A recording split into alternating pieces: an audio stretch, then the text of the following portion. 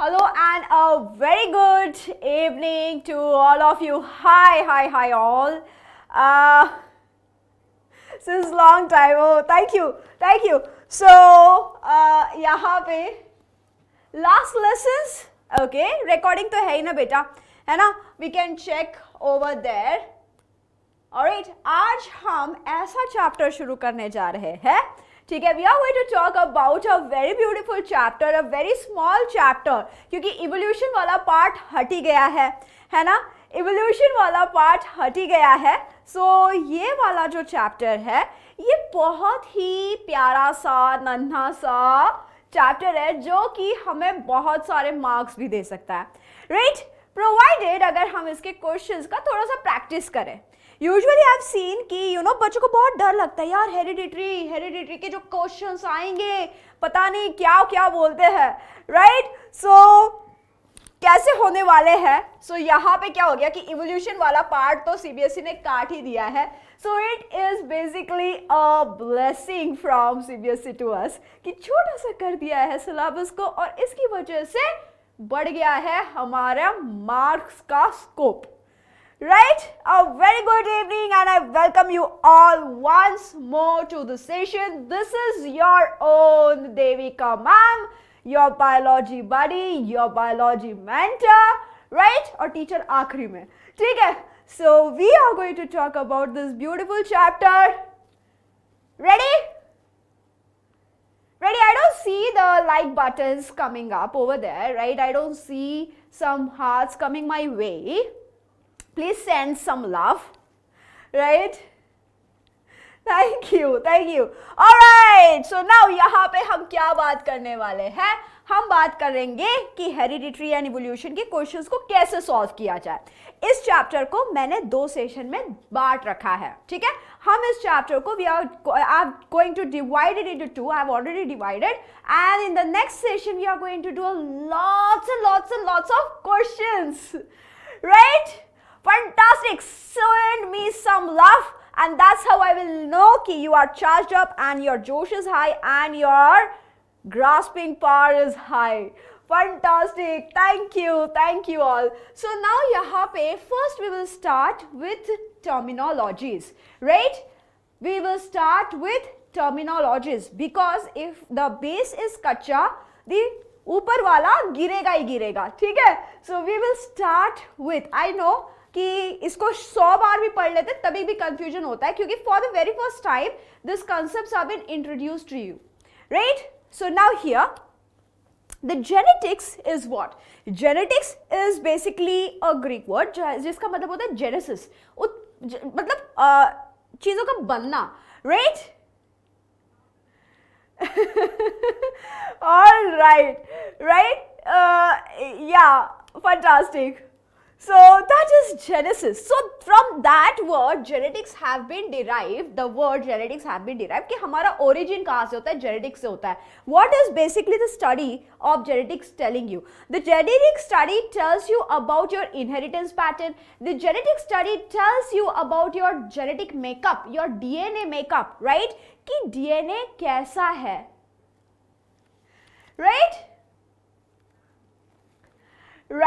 So now here study of transmission of characters from the parents to the offspring. अपने hereditary पुश्तैनी, तो पुश्तैनी चीजें जो आपको मिलती है, right? अपने heredity में किस किस को क्या क्या मिला है पुश्तैनी, बताओ जरा, right? Correct. This is like the yes, very well said Liaquat की. ये तो बिल्कुल बाइबल की जैसे है ना, जेनेटिक्स के. Yeah, very well said. ठीक है? अनुराग साइंस पेपर कब है पता नहीं. हाय भगवान. ठीक है, कोई बात नहीं, मैं पूरा का पूरा टाइम टेबल भेज दूंगी आपको. साइंस पेपर का क्या करना है. ग्रीन आइज मिली है, अरे वाह. और किस किस को क्या क्या मिला है, विरासत में क्या क्या मिला है, बताए जरा, राइट? बताए जरा. So now here the characteristics, not only the सामान from पुश्तैनी, सामान ही नहीं आती है, हमारे पास characteristics भी आते हैं. And when I talk about characteristics, what else to come, right? बीमारियां भी आ सकती है, बिल्कुल आ सकती है. Fantastic. हाँ, मैथ्स का लव भी आ सकता है, करेक्ट है, हाइट आ सकती है, आई कलर्स आ सकते हैं, हेयर कलर आ सकते हैं. Very beautifully said, very beautifully said, right. तो ये सारी चीजें आ सकती है. तो इसके साथ साथ बीमारियां भी आ सकती है, ठीक है. Right, so genetics deals with what? It deals with some law of governance. और ये law हमें किसने दिए? ये law आए थे भैया, मेंडल ने स्टार्ट किया था. अब मेंडल की कहानी भी मैं आपको सुनाऊंगी, लेकिन बाद में जब मेंडल की बारी आएगी. तो what is hereditary then? What is hereditary? Hereditary जो है ये एक process of transmission है. इसे आप बहुत अच्छे से समझो. Inheritance और heredity में अक्सर हमें याद ही करना पड़ेगा, right? इनहेरिटेंस एंड हेरिडिटी में हमें याद ही करना पड़ेगा. या सो नाउ यहाँ पे प्रोसेस ऑफ ट्रांसमिशन, प्रोसेस जो होता है उसे हम कहते हैं हेरिडिटी, राइट. एंड इनहेरिटेंस किसका होता है? कैरेक्टरिस्टिक्स का इनहेरिटेंस होता है. इसे समझे. अब यहाँ पे जब हम कहते हैं कि हेरिडिटरी, तो आप जानते हो कि मैंगो से मैंगो का पेड़ ही बनेगा, कुत्ता का बच्चा पपी ही रहेगा, राइट. और हमारे बच्चे जैसे ही रहेंगे जैसे आप लोग हो, राइट. तो अब यहाँ पे the young ones will and up looking like their parents. Now बच्चा जी, ऐसा होता है ना कि every species has this urge कि उनका स्पीसीज आगे बढ़ना ही चाहिए, राइट. और उसका स्पीसीज आगे बढ़ना ही चाहिए, ये हर एक स्पीसीज का एम होता है, राइट. हर एक एनिमल का यही एम होता है.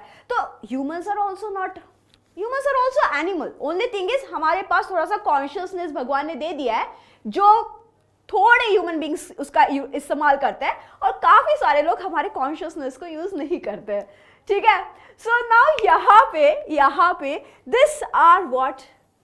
This are like we look like our parents, right, during our adulthood. किसी का डायरेक्ट डेवलपमेंट होता है, right. And if you talk about reproduction chapter में ये आता है कि direct development and indirect development. कुछ एनिमल्स में इनडायरेक्ट डेवलपमेंट होता है, लार्वल स्टेज होती है. जैसे कि आपका एग्जाम्पल दो, जैसे कि आपका लार्वल स्टेज कहाँ पे देखने को मिलता है? In which animals do you see larval stages? Where do you see them? Give me the examples, right. So अब हम ये तो बात कर रहे हैं कि you know we are basically sharing these things, right? And that's why we are reproducing. The mango tree, the banyan tree, the cats, the dogs, the humans, they are reproducing their ones, right? Just like them. Now, are they all same? जैसे human के सारे बच्चे human एक जैसे दिखते हैं क्या? आप, मैं, आपके ये सारे दोस्त? Very good, answers are coming up, very correct. Worms, mosquitoes, butterfly, frog, इनमें क्या होता है? इनडायरेक्ट सिलेक्शन होता है. बहुत अच्छे. Right? So now here what happens? Though we are humans, we are separate, right? We have our own individuality. Not only you and me are different, not only your classmates and you are different, but even your sibling and you are different, right? जबकि आपके parents एक ही है कि नहीं? तो ये जो changes आ रहे हैं, ये किस वजह से आ रहे हैं? And what are they called as? They are called as that phenomenon is called as variation. So what is variation? What is variation? Variation is, right, even if we have similar offsprings, right, we are producing many offspring, each one of it will have a different uniqueness together. They have unique features, and that's because of the variation, right? So this variation is brought up by a change in the genetic material in your DNA, right? So DNA में जब उसका multiplication होता है, there are certain sequence change, and that's why variation comes. But what is the significance of variation? Significance of variation is that it leads to individual identity and in the population of any species. किसी भी species में, if you are a dog lover or a cat lover, you will know, right, कि the there are so many babies, but every puppy looks different, right? Every dog, it look a little bit different, but still they are dogs. Yeah, so same is the case with humans, same is the case with any other animal. That is bringing up the individuality. Now, how is this variation coming in? So see, suppose if this is a organism, right? It starts from here. This is the parent organism, pehla organism, right? Correct example. Very good, Aish. Very good, very good. Hello, Amrit. Hello, Munar. Correct, right? So now here, what is that? When I'm saying here, I'm looking at your chats. ठीक है? Okay? So now here, ये जो है, ये एक parent organism है, right? So when it is multiplying, there was a little change. क्या हुआ? Little change. थोड़ा सा change हो गया, बाकी जैसा का तैसा रहा. ठीक है? और इसका दूसरा बच्चा जो हुआ, उसमें थोड़ा सा change हुआ, बाकी जैसा का तैसा रहा. Parents के साथ बिल्कुल मिलते, 90% मिलते, थोड़ा सा चेंजेस हुआ, थोड़ा सा चेंजेस हुआ. अब क्या हो जाता है? इसके बच्चे हैं, ये इसके जैसे पूरे बनेंगे, राइट? इसके बच्चे इसके जैसे बनेंगे. अब इनका जनरेशन जो है, इसमें और एक चेंज आ गया. देख रहे हो? देख रहे हो? यहाँ पे ये चेंज आ गया. ठीक है? अब इसकी वजह से the change, the difference between the grand parent and the grand kid has increased. Yes? So now this will continue to change. Next generation में शायद ये वाला चेंज हो जाए, ठीक है? उसके नेक्स्ट जनरेशन में शायद ये वाला भी चेंज हो जाए, उसके नेक्स्ट जनरेशन में शायद ये कलर भी चेंज हो जाए. तो कंप्लीट ऐसे accumulation of variation can lead to evolution, एक नया ही स्पीसीज बन जाए. अब ऐसा नहीं है कि ओवर द नाइट या फिर over the like 5-6 years 10 years में ऐसा होगा. It happens for decades and generations together, right? और तब जाके इवोल्यूशन होता है. जैसे कि हम बंदर से इंसान बन गए, है ना? नहीं यार, ऐसा नहीं है. ऐसा नहीं है बिल्कुल कि हम बंदर थे और अब इंसान बन गए, ऐसा नहीं है. ठीक है? इवोल्यूशन थ्योरी आप आगे पढ़ोगे जब आप ग्रेड 12th में जाओगे, है ना? 12th में हम पढ़ते हैं इसे, तो वहाँ पे आपको समझ आ जाएगा कि यार बंदरों, हमको एवी बंदर कह देते हैं, ना? हमारे पूर्वज बंदर थे, नहीं थे यार, नहीं थे. ठीक है? So now they are 2 types of variation. अब ये जो वेरिएशंस है ना बेटा, इसके 2 टाइप होते हैं. कौन से type? Some of the variations can be passed on from this generation to next generation. अब इसका क्या गारंटी है कि ये नेक्स्ट जनरेशन में जाएगा ही जाएगा, और कौन से वेरिएशंस नहीं जाएंगे? तो कुछ आगे की जनरेशन में पास ऑन हो सकते हैं एंड कुछ आगे की जनरेशन में पास ऑन नहीं हो सकते हैं. तो इस वाले चैप्टर में we are actually studying about such kind of characteristics which are passed on from this generation to the next. Okay, हम बात करें हेरिटेबल कैरेक्टरिस्टिक्स की, या हम बात करें हेरिटेबल कैरेक्टरिस्टिक्स की. Isn't it? Now, yes. Now you just let me know कि how do you know कि some characteristics are changing, alright? Some characteristics are going from one generation to another because you find similarities between the parents and the offsprings.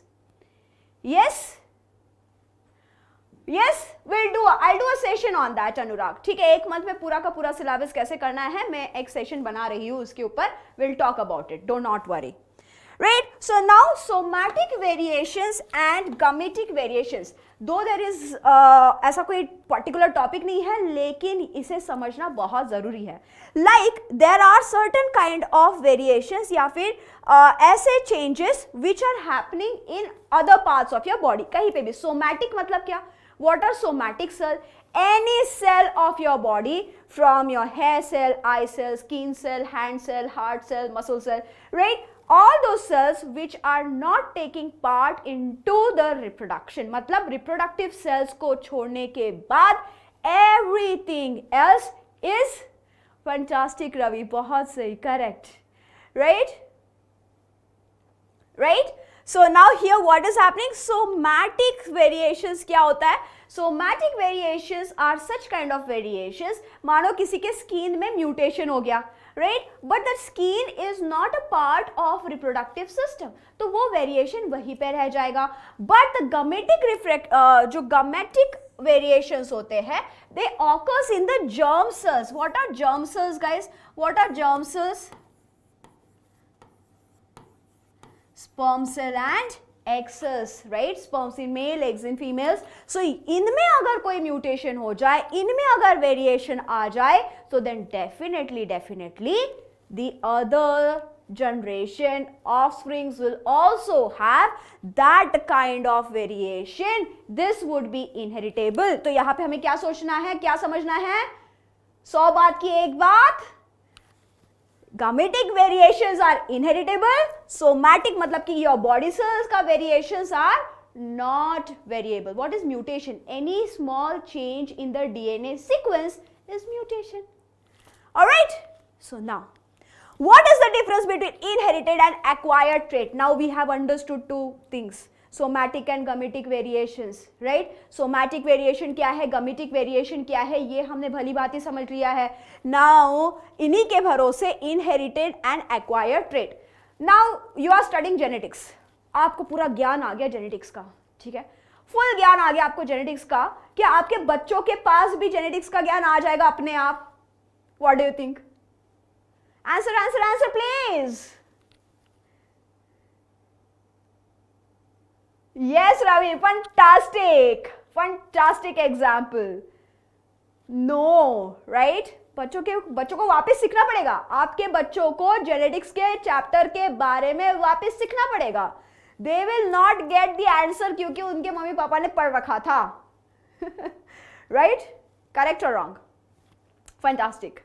Right, fantastic. So then what is acquired and what is the inherited trait? These are passed. Inheritance में आते हैं ये. From the parents to offsprings, they are acquired. Acquired मतलब कि सीखा हुआ. जैसे कि आप में से कई लोगों ने क्या क्या सीखा है बताओ? Any super skills that you guys have? What skills have you learned? मतलब swimming or else tabla, piano, guitar, कौन क्या क्या बजाता है, right? What instruments do you play or a dance form, right? You must have acquired some skills, right? So those skills acquired मतलब you have taken it up in your lifetime, okay? When you are not by birth but after, during the course you have learned them. Fantastic. Why are guitar बजाते हैं, drumming करते हैं, painting करते हैं, palette करते हैं. Very good. वो काफ़ी टैलेंटेड बच्चे हैं मेरे, राइट? तो इन्हें हम कहते हैं acquired skills. Now your next generation will have to learn them. They will not know it by default, right? So these traits are not present at the time of birth, not present. These are present from the birth itself. Example आपको समझ में आ गया, आँख का colour, hair texture, hair color, skin color, everything, right? But like increased capacity in a singer, lung का, वो तो रियाज से आता है, राइट? रियाज से आता है. नमस्ते बेटा जी, ठीक है?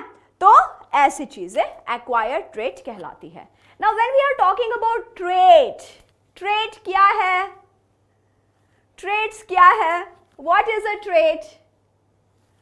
समझ में आई चीजें कि नहीं आ रही है, राइट? अब ट्रेट क्या है बताओ? ट्रेट क्या है? Trait basically all inherent organism, right? इनको कैरेक्टरिस्टिक कहते हैं. दो चीजें, कैरेक्टरिस्टिक एंड ट्रेट.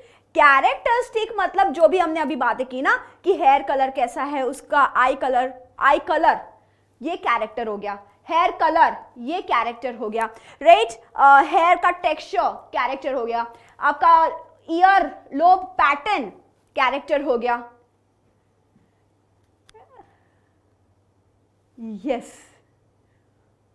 पर्पल आई है, पर्पल आईज, फंटास्टिक. ऐसे कैसे? मैंने सिर्फ इंस्टा के फिल्टर में देखा है पर्पल आई. ओके, सो नाउ यहाँ पे अब इसके टाइप्स, आई कलर तो ट्रेट है, लेकिन ब्लू है कि ग्रीन है कि ग्रे है कि पर्पल है, राइट? पर्पल का मैंने कभी सुना नहीं था, but it must be definitely beautiful, है ना? सो राइट, सो यहाँ पे what is characteristic? One more time, what is characteristic?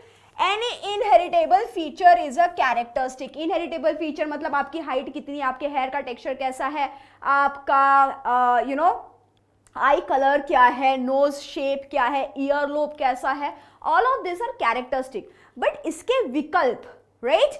Options of this features is trait. Simple सी बात है, आई बात समझ में, हो गया इजी. ऑप्शंस जैसे कि ब्लैक है कि ब्राउन है कि ब्लू है कि जो भी है, ठीक, स्ट्रेच है, कर्ली है, वेवी है, जो भी है, ये ट्रेट्स हो गए और ये कैरेक्टरिस्टिक्स हुआ, राइट? ये कैरेक्टरिस्टिक्स और ये ट्रेट्स कहलाया. Clear? Crystal button, come on, question on your way. चलो, a trait in an organism is influenced by what? Thank you. सबको क्रिस्टल क्लियर है ना? सबको बताना पड़ेगा.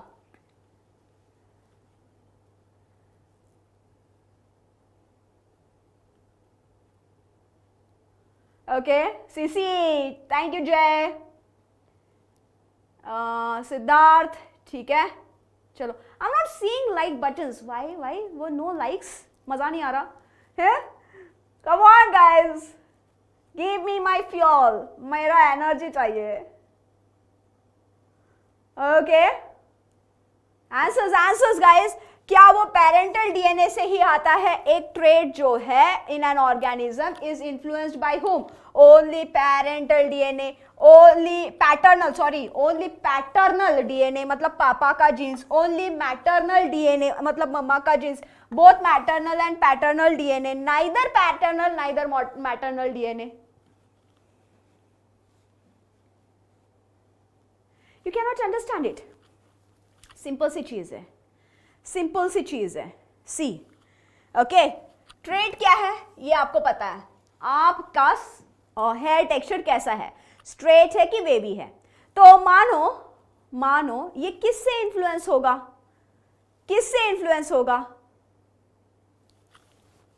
अब कैसे समझ में आ गया? बोथ से इन्फ्लुएंस होगा. सीधी सी बात है, प्यारी सी बात है. बहुत सही से जवाब दिया आपने. Fantastic, you guys are superb. अब इसी की बात हम कर रहे हैं, ठीक है. सो क्रोमोसोम से एक्चुअली डीएनए और डीएनए के अंदर होता है जीन्स, ठीक है. क्रोमोसोम के अंदर होता है डीएनए के अंदर जीन्स, मतलब जीन्स बनाता है डीएनए को. Gene is the functional unit of DNA. ये क्या है? Functional unit of DNA. आगे है ही लिखा हुआ तो मैं खराब नहीं करूंगी यहाँ पे. तो डीएनए, राइट, एंड डीएनए जो है वो क्रोमोसोम को बनाता है. तो क्रोमोसोम्स क्या करता है? Chromosome is the hereditary unit, ठीक है. इसको हम कहते हैं हेरिडिटरी.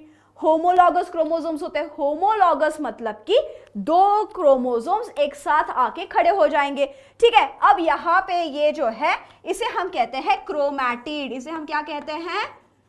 क्रोमैटिड, ठीक है. एक सिंगल स्ट्रैंड जो मम्मा से आएगा, दूसरा सिंगल स्ट्रैंड पापा से आएगा. दो क्रोमैटिड साथ में आएंगे और अब ये क्या बन जाएगा? सिस्टर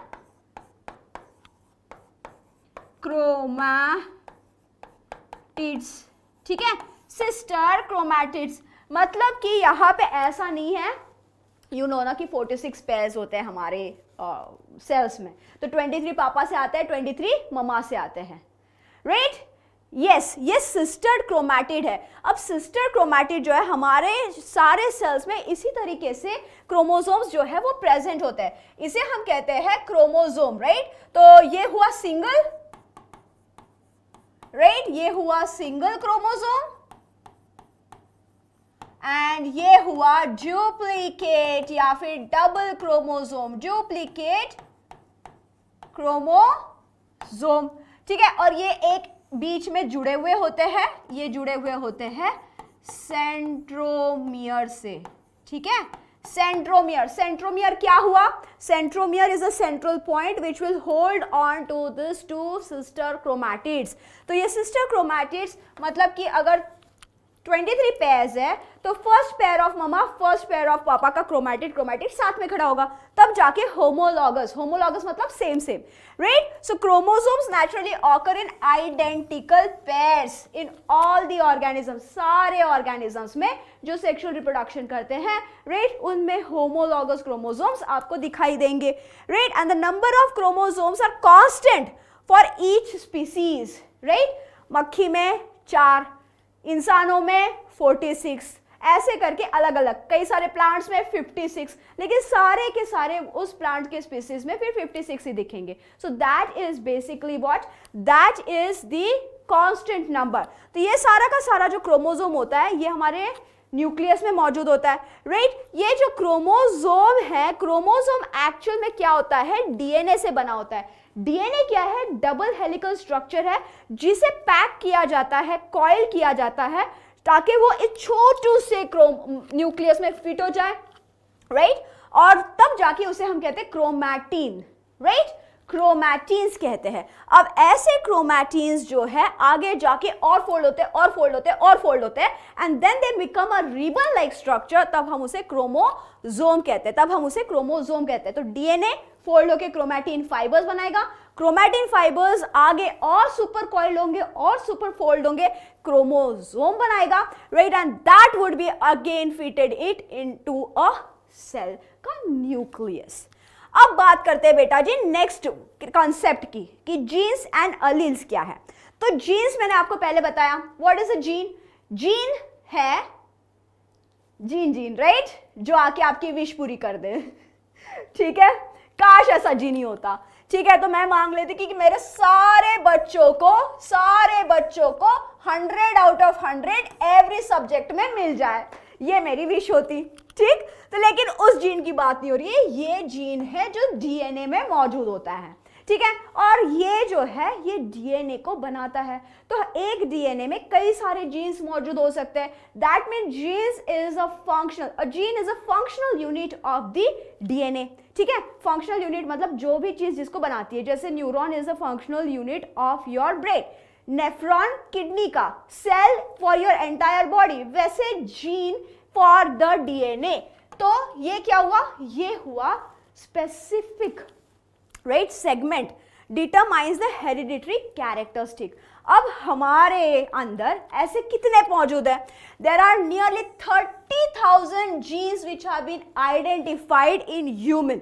ठीक है, हमारे अंदर कितने क्रोमोसोम्स, 46, मतलब 23 बेसिकली, है ना, पैर में होते हैं, तो 23 क्रोमोसोम का पैर है. और इनको मिला के हमारे पास होते हैं 30,000, लगभग 30,000 genes. Right, now this 30,000 genes क्यों है, क्या करते हैं ये लोग. ठीक है, each gene is assigned for a characteristic to control. तो हर एक जीन हर एक प्रोटीन को करेगा, जैसे कि ग्रोथ हार्मोन के लिए एक होगा, किसी के स्किन कलर में जो एंजाइम की जरूरत है उस एंजाइम के लिए होगा, right. So every gene is responsible for particular characteristic like your body type, hair colour, जो भी कैरेक्टरिस्टिक लेना चाहो आप. ठीक है, राइट. सो इसे हम कहते हैं जीन्स. तो भैया जीन समझ गए, अब अलील क्या है. अब अलील क्या है, अलील्स क्या है यार, बहुत सिंपल सी चीज है. आपको याद है ना, हमने अभी बात की थी कैरेक्टरिस्टिक एंड ट्रेट के बारे में, ऐसा ही कुछ सा कंसेप्ट है यहाँ पे. सेम नहीं कह रही हूं, कुछ सा ऐसा ही कह रही हूं. ठीक है, सो नाउ अलील्स क्या है, अलील्स जीन के विकल्प है. आइदर पापा का ले लो उसको एक्सप्रेस कर दो, आइदर ममा का ले लो उसको एक्सप्रेस कर दो, राइट. तो इसे हम कहते हैं alternative form of a gene. ठीक है, जो कि सेम पोजीशन पे होता है, same position of the chromosome. अब अगर ये एक है, ठीक है, और ये एक क्रोमोसोम है, ठीक है, ये आया है ममा से और ये आया है पापा से, अब ये क्या बन गए, ये होमोलॉगस क्रोमोसोम बन गए, मानो, राइट. हाँ ठीक है, 1 मिनट लेती हूं मैं, सबके डाउट लूंगी, 2 मिनट दे दो मुझे, इसको समझाने दो.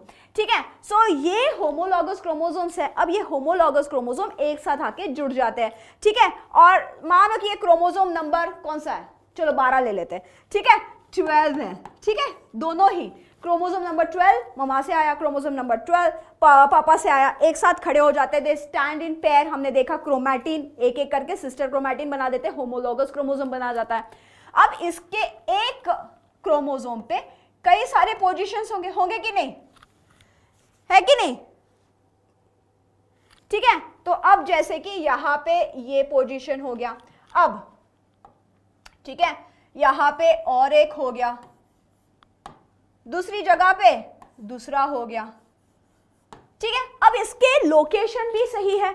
अब ये जो है ये हेयर कलर के लिए है मान लो, ठीक है, हेयर कलर के लिए, ये आई कलर के लिए है, ओके, ये आपकी हाइट के लिए है, ठीक है। ये जीन, अब इतना तो आपको पता है कि जीन एक सेगमेंट है और ये सेगमेंट एक पर्टिकुलर कैरेक्टरिस्टिक को कंट्रोल करेगा, राइट, ये एक पर्टिकुलर कैरेक्टरिस्टिक को कंट्रोल करेगा। अब अगर ये कंट्रोल करेगा तो इसका लोकेशन भी सेम है, आप देखो इसे, ठीक है, तो लोकेशन सेम है, तो लोकेशन को बायोलॉजी में कहा जाता है लोकस।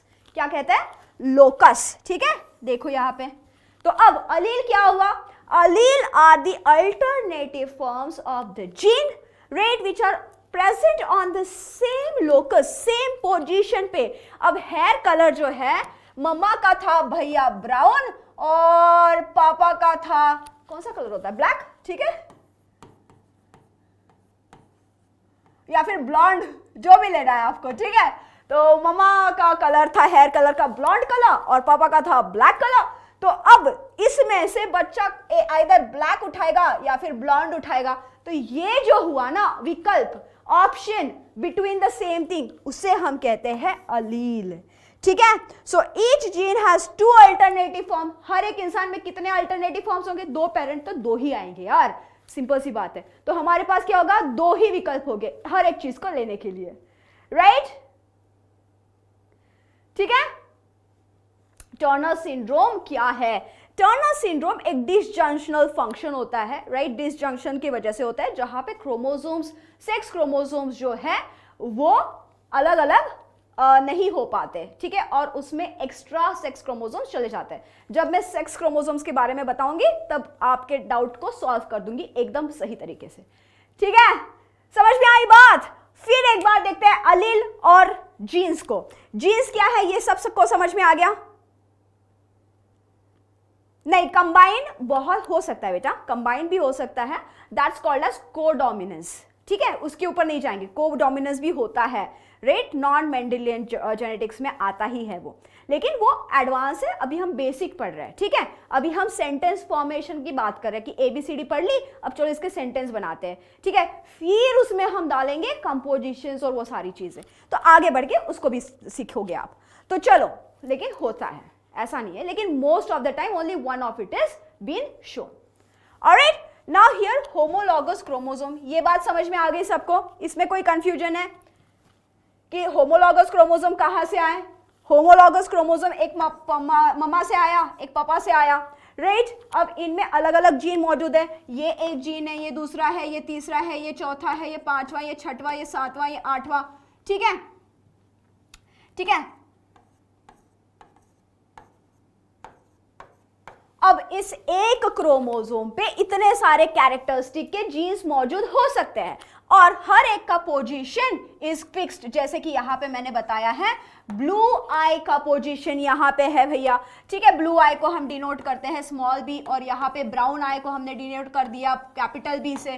तो छठवीं नंबर पे, राइट, छठवीं नंबर पे ब्लू एंड ब्राउन, ये दोनों के जीन्स मौजूद है, same number of chromosome, same locus, अपने अपने क्रोमोसोम पे, राइट। एंड व्हेन वी से it can be, I can be either blue और ब्राउन, है ना, इस केस में आइदर ब्लू और ब्राउन, कैसा? आइदर ब्लू आइदर ब्राउन, तो इस आइदर को हम कहते हैं अलील, ठीक, इस आइदर को हम कहते हैं अलील। बहुत सिंपल सी बात है। Clear? Clear? Not clear? Come on, hit a like button if you have liked it. Fantasticos, my superheroes. बढ़िया चल रहे हैं हम लोग, आप आगे बढ़े, काफी अच्छा स्पीड है यार आप लोगों का ग्रास्पिंग का, ठीक है, आगे बढ़े क्या? ऑलराइट, तो हमने बात कर ली कि भैया जीन तो आई कलर को हम कह लेंगे कैरेक्टरिस्टिक हो गया, अलील आइदर ब्लू होगा, आइदर ब्राउन होगा, आइदर ब्लॉन्ड होगा, आइदर रेड हेड होगा, राइट, तो इसे हम कहेंगे alleles. Fantastic. Come on. The two versions of a trait. Two versions of a trait. ठीक है? Which are brought in by the male and female gamete is situated on copies of the same chromosome, two different chromosome, sex chromosome या फिर any chromosome.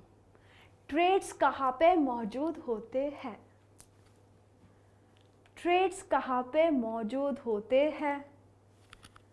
Copies of the same chromosome, any chromosome, sex chromosome की two different chromosome, the two variations, the two versions of a single trait. समझ में नहीं आया? किस किस को समझ में नहीं आया? दिमाग लड़ाओ यार, सिंपल सी चीज है, बहुत सिंपल सी चीज है। आंसर तो दो कम से कम। कह रहा है कि two versions of a trait, आंखें ब्लू होगी कि आंखें ब्राउन होगी, which are brought in by male and female, mother and father के गमीट्स से आया है। ये कहां पे सिचुएटेड रहेगा? क्या ये केवल सेक्स क्रोमोसोम में मौजूद रहेगा? हाँ, कि ये दो अलग अलग किसी भी क्रोमोसोम पे मौजूद रह सकते हैं, या फिर ये एक ही क्रोमोसोम पे मौजूद रहेगा कि ये ब्लू हो गया और ये ब्राउन हो गया, मतलब ये ब्राउन और ये ब्लू ऐसे ऐसे मौजूद रहेगा कि टू डिफरेंट क्रोमोसोम, ये क्रोमोसोम नंबर 12 है और सॉरी मैंने 13 लिख दिया, और ये क्रोमोसोम नंबर 16 है, इस पे आंख का कलर और इस पे आंख का कलर, ये ब्लू का और ब्राउन का 16 नंबर पे रहेगा, ऐसा रहेगा। या फिर सिर्फ सेक्स क्रोमोसोम मतलब कि एक्स एंड वाई पे ही रहेगा, या फिर ऐसा हो सकता है कि 23 जो क्रोमोसोम है उसमें से किसी भी एक क्रोमोसोम के ऊपर ये मौजूद रह सकते हैं।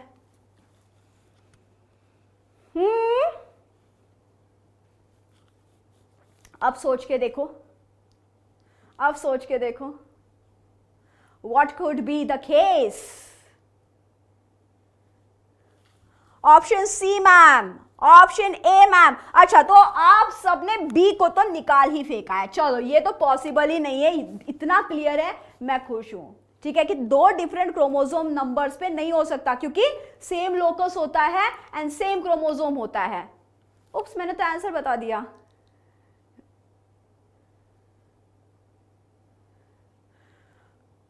अरे मराठीत नाही सांगता येत रे बाळा, तुला आणि मलाच कळणार है ना।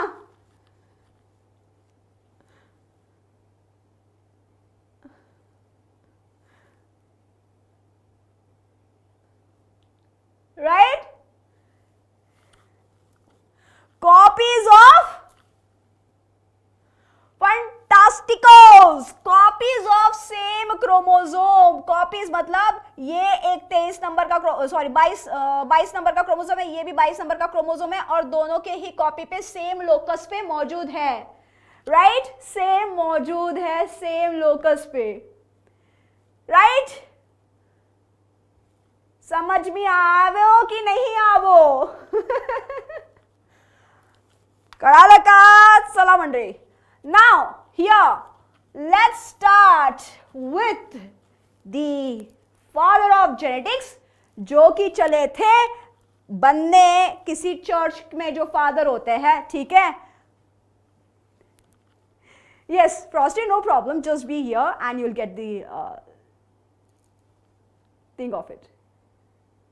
ठीक है, नाउ अब यहां पे ये जो महान आत्मा है, राइट, फादर ऑफ जेनेटिक्स का किताब इन्हें दिया गया था।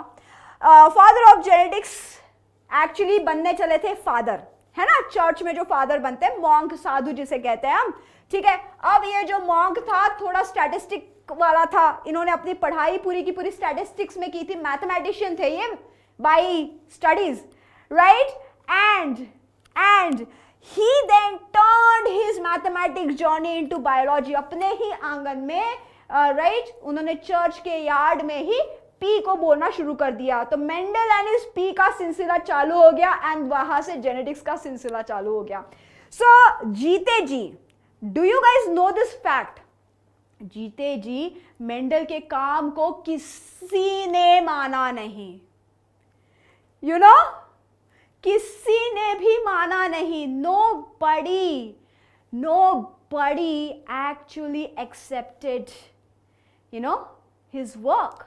But his work was done so precisely, so beautifully, so tactically that it stayed for years till somebody else discovered it. फिर 3 साइंटिस्ट आते हैं, अलग अलग पूरे ग्लोब में अलग अलग जगह पे है, and they do the work and then they rediscover Mendel, and तब जाके Mendel was titled as father of genetics. Beautiful studies he has done and that's why Mendel's law जो उन्होंने दिए हैं वो आज तक हम फॉलो करते हैं. He has worked on Pisum sativum.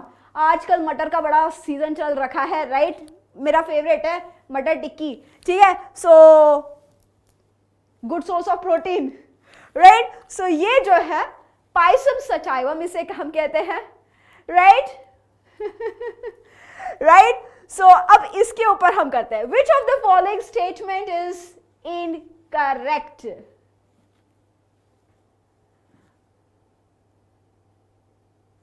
Will talk about it.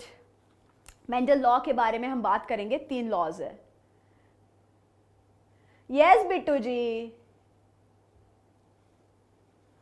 Okay Rishi, will talk about it, right? चला, which of the following statement is incorrect? Is it for every hormone there is a gene, for every hormone there is a gene, for every protein there is a gene, for production of every enzyme there is a gene, for every molecule of fat there is a gene? कौन सा incorrect statement है?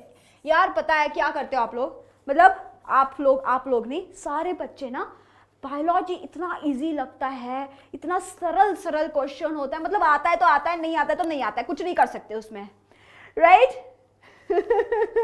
लेकिन क्या होता है, question ही गलत पड़ जाते हैं. हम क्वेश्चन ही गलत, इनकरेक्ट की जगह दिमाग में चलते रहता है correct. Fantastic, fantastic, very very correct कि ये इनकरेक्ट स्टेटमेंट है भैया. एवरी हार्मोन के लिए there is one, every protein के लिए there is one, every enzyme के लिए देयर इज वन. आखिर में हार्मोन एंड एंजाइम क्या हुआ? प्रोटीन ही होता है, ठीक है? आखिर में hormones and enzymes are what? They are also made up of protein itself. Fantastic, high five. चलो आगे बढ़ते हैं. तो चलो अब बात करते हैं ऐसे चीजों की जो मेंडल ने हमें सिखाई उनके एक्सपेरिमेंट से, ठीक है? तो ये टर्मिनोलॉजीज को लेके चलते हैं. अब कुछ बच्चे होते हैं ना, आपने देखा होगा आपकी क्लास में, राइट? कि जो बहुत बोलते यार, किसी को मौका ही नहीं देते. They don't give chance to anybody else. हम बोलते यार कितना डोमिनेंट आदमी है यार ये, राइट? ये दूसरे को मौका ही नहीं देता बोलने के लिए, बहुत ही डोमिनेंट है भैया, राइट? तो जो कैपिटल लेटर में लिखा जाता है वो डोमिनेंट कहलाता है, ठीक है? अब हम समझ चुके हैं कि जीन क्या है, अलील क्या है, सारी वो सब समझ चुके हैं, राइट?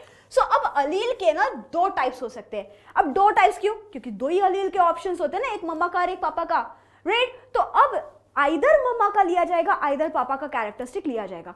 डिपेंड करता है कि कौन सा वाला डोमिनेंट है. अब what is a dominant Aleel? A dominant Aleel when present masks the effect of recessive अलील. ये रिसेसिव अलील को एक्सप्रेस ही नहीं करने देता. ये वो बच्चा आपके क्लास में का जो हर किसी को डरा के धमका के रखता है, ठीक है? वो है ये बच्चा कि जो सबको चुप करवा के रखता है, बोला हे, राइट? जो किसी की चलने नहीं देता, अपनी चलाता है. तो ये हुआ dominant one, right? So this are what are recessive ones. ये तभी बोल पाते हैं, ये खुद को तभी एक्सप्रेस कर पाते हैं जब डोमिनेंट वाला ना हो. होते ये भी होशियार है, होते ये भी टैलेंटेड है, राइट? लेकिन इनको बोलने का मौका ही नहीं दिया जाता जब डोमिनेंट वाला मौजूद हो. तो अब coming back to genes and genetics, expression का मतलब है बेटा यहाँ पे इसका प्रोटीन सिंथेसिस होना, ठीक है? इसका प्रोटीन सिंथेसिस ही नहीं होने देता है, राइट? क्यों? क्योंकि ये जो अपना डोमिनेंट वन है ना, बोलेगा चल तू चुप ही बैठ, मैं ही बोलूंगा, मैं ही करूंगा, मैं ही बताऊंगा, ठीक है? तो इस वजह से तो अब इसीलिए डोमिनेंट अलील को एक्सप्रेस करते वक्त हम क्या करते हैं? कैपिटल लेटर का इस्तेमाल करते हैं. क्या करते हैं? कैपिटल लेटर का इस्तेमाल करते हैं. कैपिटल टी मतलब कि टॉल, राइट? स्मॉल टी मतलब कि छोटू, डॉग. 2 डिफरेंट अलील्स होते ही है बेटा. We have 2 different alleles, right? एक मम्मा का, एक पापा का. अब P कैन बी, ठीक है? अब यहां पे मेंडल के जो प्लांट था, Mendel and his pea plant. Why इसमें जोड़ दो, वाई बन गया आपका सीबीएसई का PYQ। Why Mendel selected pea plant, why not neem plant, banyan plant, इतने जमाने भर के प्लांट है भाई, इसने पी मटर के दानों को क्यों चुना? क्या इन्हें भी मटर मेरे जैसे पसंद है? क्या इन्हें भी मटर देविका मैम जैसे पसंद है? नहीं यार, ये बहुत ही शार्प बंदा था, राइट? ही हैज स्ट्रैटेजिकली सिलेक्टेड मटर के दाने। क्यों बताओ जरा, tell me why. Biennial means बताती हूं बेटा। यस बिट्टू मैंने जवाब दे दिया, we have different alleles. Fantastic fantastic, ये अर्ली ग्रो करता है, राइट? इसका जो है पी प्लांट का है बाइनियल प्लांट है, मतलब साल में 2 बार, in an year you can grow it twice, इसका शॉर्ट लाइफ स्पैन होता है। और टॉप ऑफ इट इसके ऑफस्प्रिंग का नंबर भी बहुत बड़ा होता है, राइट? इसके ऑफस्प्रिंग का नंबर भी बड़ा होता है। Fantastic Frosty, it grows very faster, right? अब इसमें सबसे, बाकी सारी चीजें तो आपको पता है, इसमें सबसे खास बात क्या होती है जानते हो बेटा? इसका जो फ्लावर होता है ना, इसका शेप कुछ इस तरीके से होता है, ऐसा एनक्लोज्ड शेप होता है कि इसके अंदर में जो female part and male parts है, राइट? मतलब कि अपना एंथर एंड गाइनोशियम है, ये एनक्लोज्ड होते हैं, सो सेल्फ फर्टिलाइजेशन ही होने के चांसेस ज्यादा रहते हैं, सेल्फ फर्टिलाइजेशन ही ज्यादा होगा। लेकिन अब हम क्या कर सकते हैं, इसमें हम मैनिपुलेशन करके यहां से एंथर काट सकते हैं, and that's called as emasculation. Emasculation मतलब ऐसा फ्लावर जहां से हमने मैन्युअली एंथर्स को काट दिया है, and then we can manipulate the cross pollination. हम यहां पे क्या कर सकते हैं, क्रॉस ब्रीड एक्सपेरिमेंटली हम यहां पे बना सकते हैं। Naturally they are for self pollination only, right? Naturally they are self pollination करते हैं, ठीक है? लार्ज नंबर ऑफ ऑफस्प्रिंग, आपने देखा होगा एक मटर की फली में कितने सारे मटर होते हैं यार, कितने सारे मटर, राइट? किसे किसे मटर के दाने पसंद है? मुझे बहुत पसंद है, ठीक है? And they grow very very fast, right? बहुत अच्छे। चलो, so when he was doing this, अब इन्होंने इसमें ट्रेट्स को भी पहचाना। कितने? 7 ट्रेट्स। कितने ट्रेट्स? 7 ट्रेट्स। कौन से ट्रेट्स थे जो मेंडल ने जिसके साथ एक्सपेरिमेंट किया? विच वर द 7 ट्रेट? कि भैया फ्लावर का कलर कैसा है, पर्पल है या वाइट है, ठीक है? और ये जो ट्रेट्स थे जैसे कि फ्लावर का पोजीशन क्या है, एक्सियल है, मतलब कि कोने टोक पे, मतलब कोने पे मौजूद है, या फिर टर्मिनल है, ठीक है? ऐसे साइड में आ रहे, या फिर एकदम उसके एजेस पे आ रहे, एकदम। प्लांट का हाइट कैसा है, कैपिटल, स्मॉल, इसी को देखेंगे, पूरा 10th ग्रेड इसी में हो जाता है, ठीक है? कि कैपिटल है कि शॉर्ट है। जो सीड पॉड है, जो फली का शेप है, वो ऐसा फूगा हुआ है, इन्फ्लेटेड है, या फिर कॉन्स्ट्रिक्टेड है, मटर के दानों का जैसा है, राइट? ठीक है। सो पॉड का कलर कैसा है, ग्रीन है कि येलो है, राइट? सीड कलर्स कैसे है, येलो है कि ग्रीन है? सीड का शेप कैसा है, राउंड है कि रिंकल्ड है, राइट? पर्पल है कि वाइट है फ्लावर का कलर? तो मेंडल ने क्या किया बेटा, मेंडल ने इसको पकड़ के एक कैरेक्टरिस्टिक को पहले पढ़ा, तो उसे कहा गया monohybrid cross, right? That was called as monohybrid cross. अब इससे आते हैं हम मेंडल के लॉ की तरफ, ठीक है? मेंडल ने पहला लॉ दिया, लॉ ऑफ डोमिनेंस। 3 लॉ में से एक लॉ था लॉ ऑफ डोमिनेंस, ठीक है? लैंग्वेजेस की बात हम बाद में करेंगे कभी बैठ के, ठीक है? नाउ अब यहां पे बिल्कुल तो लॉ ऑफ डोमिनेंस दिया। What is law of dominance बच्चा? What is law of dominance? हमने देखा है ना कि जब एक डोमिनेंट अलील मौजूद होता है, it mask the effect of the recessive allele, and that's nothing but law of dominance, that's nothing but law of dominance. अब दूसरा क्या था, law of segregation. Law of segregation क्या कहता है, टू अलील्स। अब आप ये जानते हो टू अलील्स, टू अलील्स मतलब क्या, क्रोमोसोम पे मौजूद होने वाले दो ऑप्शन सेम लोकस पे, जैसे कि capital T and small T. ठीक है, गमीट फॉर्मेशन के वक्त when the gametes are being produced they will get separated without influencing each other।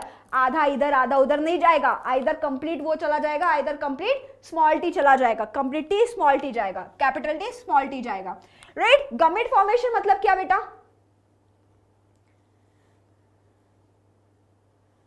Gamete formation मतलब क्या, अरे ये क्या पढ़ रहे हैं मैगी हम लोग, गमीट फॉर्मेशन मतलब क्या, फटाफट बताओ, what is gamete formation. Hit a like button, hit a like button, मेरा फ्यूल डाउन हो रहा है। गमीट फॉर्मेशन मतलब क्या, कौन बताएगा मुझे, देखो जरा,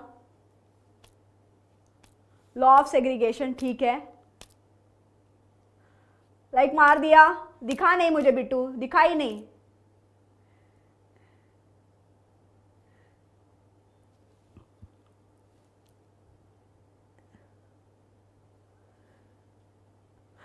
ठीक है बेटा, ठीक है, फंटास्टिक, सही सोच रहे हो आप, बहुत अच्छे बहुत अच्छे। फॉर्मेशन ऑफ जर्म सेल्स, कितना सही है यार, very nice very nice. Gametes मतलब फॉर्मेशन ऑफ जर्म सेल्स, जब जर्म सेल्स का प्रोडक्शन होता है, जर्म सेल्स मतलब स्पर्म्स, एग है ना, मेल गमीट फीमेल गमीट जब बनता है तो उसी को हम गमीट कहते हैं। Gamete cell, reproductive cell, germ cell, एक ही बात हुई, राइट, एक ही बात हुई, तो वही है। ठीक है, तो जब गमीट फॉर्म होंगे तब ये दोनों अलग अलग चले जाएंगे, है ना। क्यों ऐसा होता है, अब जैसे देखो 46 क्रोमोसोम्स तो हमारे नॉर्मल सेल्स में होते हैं, लेकिन स्पर्म में कितने क्रोमोसोम्स होते हैं बेटा, हमने रिप्रोडक्शन के वक्त पढ़ा था, है ना, 23 होते हैं। ठीक है, आधा हो जाता है, तो आधे के वक्त ये अलग अलग हो जाते हैं। ठीक है, ये अलग अलग हो जाते हैं, and that is nothing but law of segregation. वो बल्कि कुछ नहीं बल्कि क्या है, लॉ ऑफ सेग्रीगेशन है, समझे।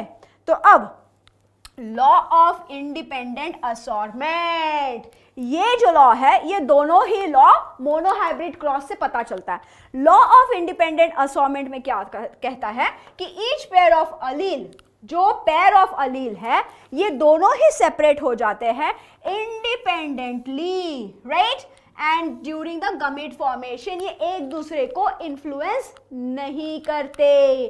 ठीक है, ये इंडिपेंडेंटली चले जाते हैं। इनका कहने का मतलब ये था कि अगर हाइट हम पकड़े, ठीक है, कि प्लांट का हाइट है टॉल और उसके फ्लावर का कलर है पर्पल, तो ऐसा नहीं है कि टॉल हाइट और व्हाइट फ्लावर एक साथ नहीं जा सकते, जा सकते हैं। टॉल प्लांट और पर्पल फ्लावर एक साथ जा सकते हैं, तो कोई भी कॉम्बिनेशन बन सकता है। ऐसा नहीं है कि टॉल के साथ व्हाइट फ्लावर ही जाएंगे, एक साथ ही जाएंगे, नहीं तो नहीं जाएंगे, राइट, ऐसा नहीं होता है, राइट, ठीक है, ऑल राइट। चलो अब मोनोहाइब्रिड क्रॉस क्या है, बहुत सिंपल सी चीज है, वो आपके नोट्स के लिए आप ले लेना है। नोट्स आपको पता है कहां पे लेनी है नोट्स, गाइस नोट्स को कहां से कलेक्ट करना है आपको, टेलीग्राम लिंक से। टेलीग्राम लिंक कहां पे है, डिस्क्रिप्शन बॉक्स में। नोट्स के साथ साथ क्या आता है, क्वेश्चंस आते हैं, राइट, जो इंपॉर्टेंट शॉर्ट शॉर्ट क्वेश्चंस मिलते हैं यार, कहां पे मिलेंगे और आपको बताओ, ठीक है, 15 क्वेश्चन हर बार मिल जाते हैं, और क्या चाहिए, और क्या चाहिए, इतना प्रैक्टिस कर लो, ये क्वेश्चंस कर लो, एग्जाम सॉर्टेड है बेटा, एग्जाम सॉर्टेड है, ठीक है। अब बात करते हैं मोनोहाइब्रिड क्रॉस की। मोनोहाइब्रिड क्रॉस में what happened is Mendel focused on only one characteristic, height तो हाइट, फ्लावर तो फ्लावर का कलर, पॉट शेप तो पॉट शेप का कलर, राइट, सो उतना ही ध्यान दिया गया। अब क्या हुआ कि सबसे पहले उन्होंने प्लांट के हाइट को पकड़ा, प्योर ब्रीड लिया, मतलब कि ये पूरे तरीके से होमोजाइगोटिक कंडीशन थी, है ना, होमोजाइगोटिक मतलब दोनों ही कैपिटल है, राइट, दोनों ही स्मॉल है, मतलब दोनों ही रेसेसिव अलील्स है, दोनों रेसेसिव है, तभी ना ये डॉर्फ बन पाया, तभी ये शॉर्ट बना, ठीक है, तभी ये शॉर्ट बना, ठीक है, तभी ये शॉर्ट बना। तो अब ये जब शॉर्ट बना तो अब इनका जब क्रॉस किया गया F1 जनरेशन मिला, right. What is F1 generation? F1 का मतलब क्या होता है? आंसर भी होंगे, आंसर भी होंगे। आपको पता ही नहीं इसका मतलब। क्वेश्चन सिर्फ क्वेश्चंस नहीं मिलते, क्वेश्चंस के साथ सॉल्यूशंस भी मिलते हैं। आपने देखा ही नहीं, फटाफट देखो, टेलीग्राम लिंक आ गया चैट बॉक्स में, उसको करो क्लिक एंड ज्वाइन करो इस चैनल को। First progeny, first filial generation, बहुत अच्छे जय, बहुत अच्छे, ठीक है। फर्स्ट फिलियल जनरेशन, उसे हम क्या कहते हैं? First filial generation. First filial generation में क्या हुआ? सारे के सारे पेड़ टॉल दिखने लगे, आंखों से देखने के लिए तो टॉल थे, लेकिन उनका जेनेटिक मेकअप कैसा था? हेटेरोजाइगस था। इसे हम क्या कहते हैं? Heterozygous, capital D small T आया, ठीक है। तो यहां पे क्या हुआ? 100% वही कैरेक्टर दिखाई देगा जो कि डोमिनेंट होगा। कैसा कैरेक्टर दिखाई देगा? डोमिनेंट कैरेक्टर दिखाई देगा। 100% टॉल दिखाई दिया, राइट। 100% टॉल दिखाई देगा। क्यों? क्योंकि tall is the dominant characteristic और वही है हमारा लॉ ऑफ डोमिनेंस। अब क्या करते हैं? नेक्स्ट स्टेप में सेल्फिंग किया जाता है। Selfing is when F1 generation is crossed with F1 generation का प्लांट्स इटसेल्फ। तो अब capital T small T, capital T small T, इसके गमिट्स कैसे बने? Capital T small T, capital T small T. अब इनको अगर रखा गया, ठीक है, तो यहां पे क्या हुआ? टॉल प्लांट एंड एक छोटू प्लांट मिला। क्या मिला? दोनों दिखने के लिए टॉल थे। Phenotypic character are the characteristics which are visible to you, right? So this which are expressed by the dominant alleles. तो ये क्रॉसिंग हुआ, लेकिन इनका जेनेटिक मेकअप कैसा था? ऐसा था भैया, ऐसा था, ठीक। अब क्या हुआ? अब इसको क्रॉस किया गया। क्रॉस करने पे इनको कुछ ऐसी स्थिति मिली। कैसी स्थिति मिली? ऐसी स्थिति मिली। कैसी? कि एक जो था वो होमोजाइगस रहा, जो दो थे वो हो गए हेटेरोजाइगस टॉल, और एक जो फिर से था वो हो गया हमारा रेसेसिव कैरेक्टरिस्टिक शॉर्ट। तो 1:2:1 ये क्या हुआ? Phenotypic character. Harshit yes please, right. ये क्या हुआ? Phenotypic characteristic. यहां पे कहीं पे भी आपको जेनेटिक मेकअप दिखाई दे रहा है? दिखाई दे रहा है? नहीं दिखाई दे रहा है ना? आपको पता नहीं चल रहा है, लेकिन जब आप क्रॉस करते हो तब आपको पता चलता है, जब आप उसके जेनेटिक मेकअप को देखते हो, right. Then please go ahead with your doubts guys, I will take them up, right. So तब हमें पता चलता है कि क्या हो रहा है, क्या हो रहा है। फिर से टाइप करो, उसमें क्या है? फिर से टाइप करो, ठीक है। तब आपको पता चलता है कि यहाँ पे फिनोटिपिक कैरेक्टर कैसा है, जीनोटिपिक कैरेक्टर कैसा है, रेसेसिव कैरेक्टर कैसा है। तो इसे हम कहते हैं होमोजाइगस। दोनों सेम है, होमोजाइगस। दोनों अलील डिफरेंट है, हेटेरो मतलब अलग, तो हेटेरोजाइगस, और रेसेसिव होमोजाइगस। तो अब क्या हो गया इसमें? ये मैंने आपको पहले ही बता दिया कि क्या हो गया, ठीक है ना। तो हमें रेशो क्या मिल गया? 1:2:1 का रेशो मिल गया। अब ये कैसा रेशो है? ये तो हुआ उसका जीनोटिपिक रेशो। 1:2:1 क्या हुआ उसका? जीनो टाइप हुआ। आपको दिखाई कैसे दे रहे थे? प्लांट दिखाई कैसे दे रहे थे? देखने के लिए 3 टॉल थे और एक छोटा था, तो उसे हम कहते हैं फिनोटिपिक। तो फिनोटिपिक रेशो क्या हुआ? 3:1, 3:1 हुआ, ठीक है। पूछो भैया, डाउट पूछो, no problem. Very good, right, very good. चलो question coming, assertion and reasoning, fantastico. मैं हट जाती हूँ थोड़ा, है ना। आप लोग क्वेश्चन पढ़ो और आंसर दो मुझे।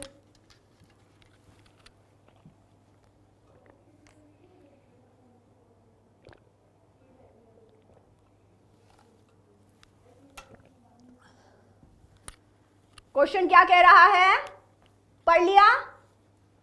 पढ़ लिया?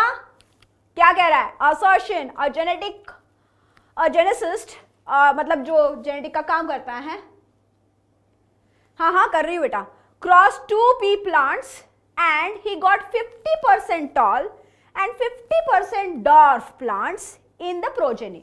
उसे कैसे मिले? देखने के लिए 50% टॉल थे, 50% छोटू थे हाइट में, ठीक है, 50% टॉल थे, 50% छोटे थे, ठीक है. Reason, one plant was heterozygous tall and the other was dwarf. Cross करके देखो, समझ में आएगा.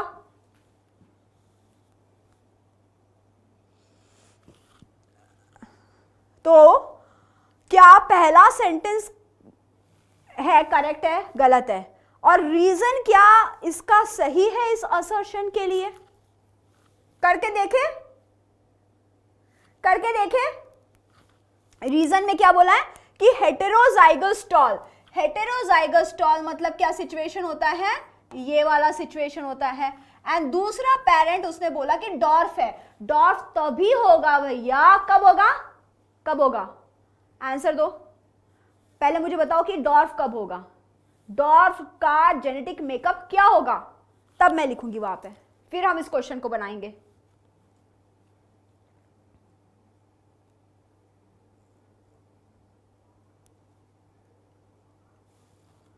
Okay, what about others? बाकी लोग क्या सोचते हैं?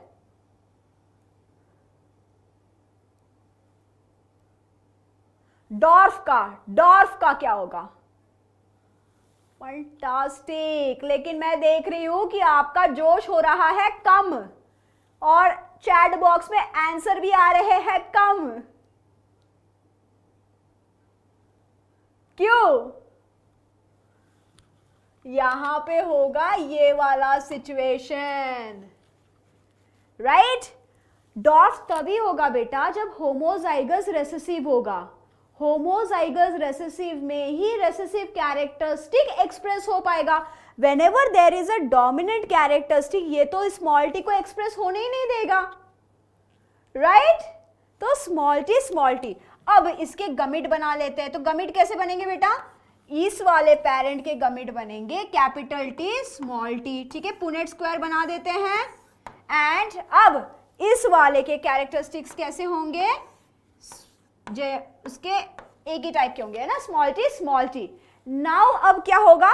कैपिटल टी यहाँ पे, स्मॉल टी यहाँ पे, ये स्मॉल टी, फिर से कैपिटल टी स्मॉल टी, और ये स्मॉल टी.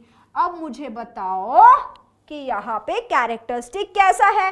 ये पहला प्लांट है, ये दूसरा प्लांट है, ये तीसरा प्लांट है, ये चौथा प्लांट है. तो पहला और दूसरा कैपिटल टी स्मॉल टी है, तो इसका कैसा फिनोटाइप होगा? Will it be tall, will it be dwarf, क्या होगा? फटाफट guys, come on. Very good, very good. तो यहां पे ये टॉल बने, ठीक है, this all are tall plant and this all are dwarf plant, ठीक है. ये शॉर्ट बने, तो 50% 1:1 मतलब 50 हाइटेड बने, 50 शॉर्ट बने. तो इसका मतलब रीजन सही है, रीजन सही है फॉर द असर्शन. तो सही आंसर क्या हुआ बताओ, फटाफट बताओ, सही आंसर क्या हुआ? What is the correct answer now? Very good, very good. What is the correct answer now? मैं वेट कर रही हूं आप लोगों के आंसर्स का बच्चा. A, B, C, D, E.